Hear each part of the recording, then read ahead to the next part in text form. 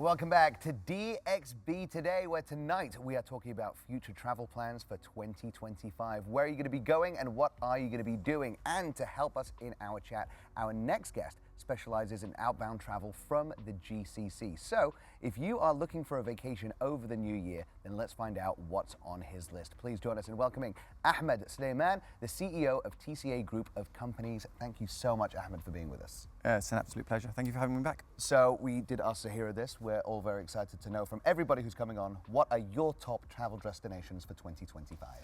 So for 2025, what we're seeing is an ultimate kind of embrace of the fusion of culture, as well as simultaneously the future of the still modern niceties that we are used to experiencing from the GCC. So a destination that actually emulsifies this kind of both amalgamation of both elements is Japan, as you've mentioned. So it's one of those destinations where the complete diversity of their culture and encompassing the modern innovation that the city has allows the entire kind of process to be met, and it's doing so well. So you've got Kyoto, and we have Expo happening next year as well, so that's another kind of pulling factor. You've got the cherry blossoms, as you mentioned, so all of this stuff is kind of pushing to that destination.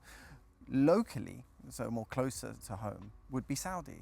The development that we've seen in Saudi has been massive with the Red Sea Development Project. You've got Qiddiya coming online, hopefully by the end of next year. We have obviously Diriyah Gate and all of the cultural and heritage elements of the destination. There's even things going on in Neom, is that right? Yes, it is. Neom is underway and it is developing at a steady pace. So. Ahmed, I go on a lot of girls' trips because I'm very single, and so I wanted to know, what would you say are some of the popular destinations for women to go on girls' trips? Because I was in London not that long ago, and because people really scare you before you go there, don't wear this, don't wear that, don't stand out for too long. So what would you say are some of the popular destinations for women that which can be fun at the same time, not that risky?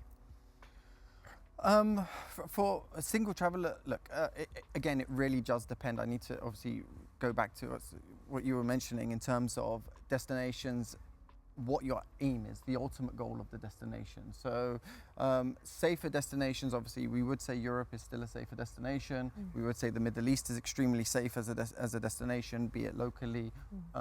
But further afield, you still have Turkey and these destinations. Greece, as you mentioned, that you travel to, are destinations that would be considered safer destinations to go to. Looking though at the trends and where people are going, it's obviously the wellness element, the eco element, and these kind of movements where people are going to.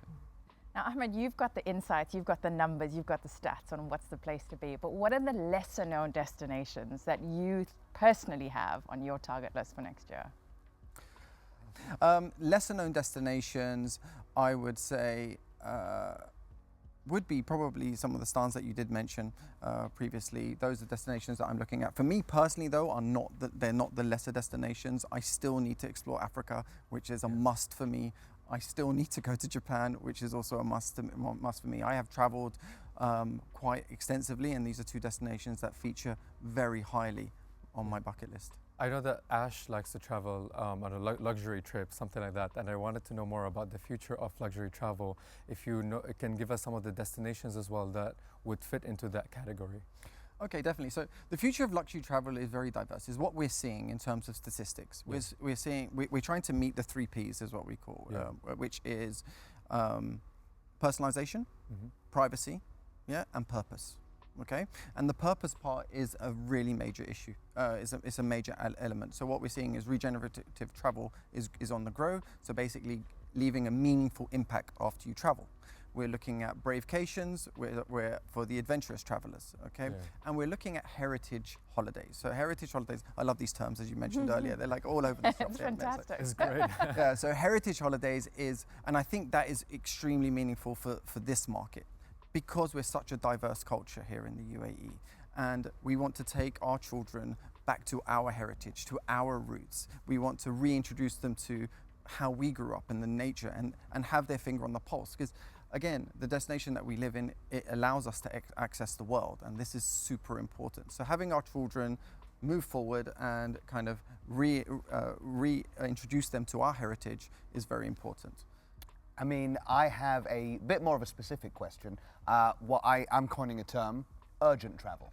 So I tell my friends, you need to go to Vietnam as quickly as you can, to the Ha Giang region as quickly as you can, because it's one of those places you can tell are going to be super touristy in 5 years, and then not yet. Do you have any other examples of that you need to go put at the top of the list because it's going to be inundated with tourists before you know it? Definitely. So Vietnam, Laos, Cambodia, all destinations, Bhutan, all destinations that will explode in the coming years. So those are definitely destinations that I would look at. You can go obviously and explore the Komodo dragons and their islands, only specific certain periods of the year.